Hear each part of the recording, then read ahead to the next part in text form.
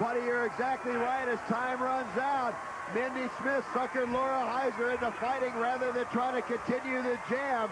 And it's almost an insurmountable lead right now. We'll be back. Through this one. Oh, boy, let's look at this one. And again, this is a tough luck play for them. But we got a little Smith moving here real nice, real nice. Everything's set up beautifully. She sees the play developing. What does she do? Look at this hit and push. Bang! Right out there to that rail. And she's now making a nice little move right through the inside. And we got the 2 points that should have been 4 for the other team. As we start period number 4, there's no question the Rustlers have dug themselves a very deep hole. Buddy Atkinson, you're coaching the Texas Rustlers. What can they do to get back in this? I'd get Gallagher moving his butt a little more and get out there on some jams and do the business that he can do. Well, right now what they're doing, Buddy, they've got Sigmund Williams going out against Jason McDaniel. McDaniel turns right around, takes Williams down. Now remember, that is not a penalty. He was allowed in the WSL to stop in his tracks as long as he doesn't skate backwards against the pack. So it is a perfectly legal move in the WSL. That's the reason there was no penalty. Now McDaniel is closing in and back to try and block him out for the Texas Rustlers, number 48, Bill Roquevert. And he puts McDaniel down. Oh, Mark Webber rolled their boat over Roquevert, and Jason McDaniel goes right around and puts up a point. Well, and if you're looking for team speed out of the Texas Rustlers, that's the showstopper, the roll them bones. And you see little Richard Brown, he has to be pleased with his protege, number 37, Mark Webber. But Jason McDaniel takes it to Sigmund Williams a little bit. Jason McDaniel will usually showcase his speed, not his blocking ability, but right there, roll them bones. And Bill Roquevert may not know what planet he's on, much less where he is here in the World Skating League. Wow. Richard Brown again, the Pearl Harbor attack after the play in the penalty box, a one-jam penalty. It is 20-9, and Buddy Atkinson, perhaps the Texas Rustlers have been listening. They send out Brian Gallagher with a jammer helmet going up against Jason McDaniel. We'll see if he's able to do what you told him to do. That's get his tail in gear. And along with Gallagher, it's number 45, Craig Fisher, McDaniel, and Micah Martin. Down goes McDaniel. It is Gallagher and Craig Fisher. And Micah Martin gets sent into the rails, keeps his balance, and slows down. The Rustlers now, for the first time, I think, in this game, have 2 jammers out to only 1 jammer for the Texas Rustlers. And right now, it's Brian Gallagher closing on the pack. Fisher dealing with Micah Martin. Gallagher goes around Mark Webber for 1. Now he goes right around Randy Garrett. Goes around Jason McDaniel. What a move by Brian Gallagher. Craig Fisher comes up and does the same. Buddy Atkinson, they're making you look like a genius as they finally call it off, but they each pick up 3 points, and suddenly the Rustlers are right back in there. Well, they're right back in. They picked up a bunch of points, but you're absolutely right, Ken. These guys must have a little mic pack coming from Buddy Atkinson Jr. and the Texas Rustlers. They looked as stunned as we are. I'm not sure that they know how to take being back in a game this late in it, and they pulled within 5.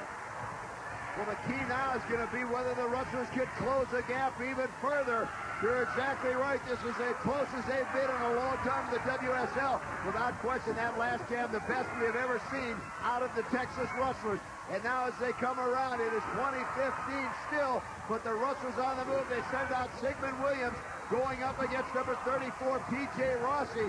Smart move here by the Hot Dice. Rossi has not been out as a jammer for a while. Hopefully he's got the size and speed to contain Williams, but it is not to be the case. Here comes Sigmund Williams now closing. You see little Richard Brown is brought back in the rotation. He's going to try and block out Williams. Also coming back is Mark Webber. And the Texas Bulldog from little Richard Brown. That's one way, and now again Richard Brown goes back at it. Goes after Sigmund Williams once again. But a very smart play by the officials. They award Williams a 1 penalty point because Richard Brown deliberately prevented him from scoring. Smart heads-up play, but Sigmund Williams is down and in a bad way. Well, little Richard Brown, while he celebrates, we'll be back right after this. For a shocker, as suddenly the Texas Rustlers have turned an 11-point deficit into only 4. Richard Brown is in a familiar position in the penalty box. I'm not quite sure that Brown may not be trying to homestead that penalty box, but if you have just joined us, let me set the stage. So far, in this fourth and final period, the Nevada Hot Dice have scored exactly 0 points. The Texas Rustlers have scored 7 to bring themselves right back in it, and now it's Brian Gallagher out as the lead jammer. Well, but in the last jam, Ken, I talked about these Rustlers being in a position they're not used to with a chance to win. If we were watching the New York Enforcers, they always find a way to get it done, whether it's sending Big Ten Washington out as a jammer or doing something crazy with their personnel. Let's see if these Texas Rustlers can pull something out of a hat and win a victory because they're not used to doing it this late, Ken. And it is Brian Gallagher and Craig Fisher. Remember, these two early in this period accounted for 6 big points in a jam.